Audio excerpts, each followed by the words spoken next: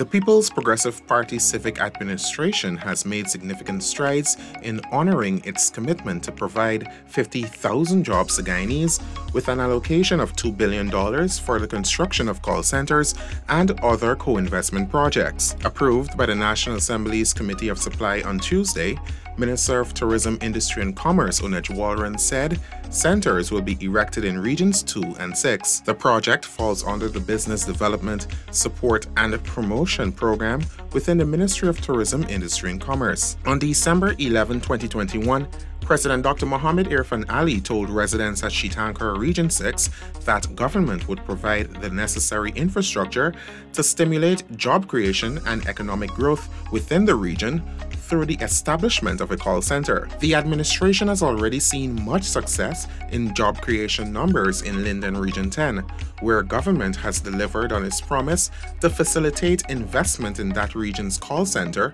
which was closed under the APNU-AFC coalition. Linden's Midas BPO call center plans to employ some 1,000 persons by the end of this year.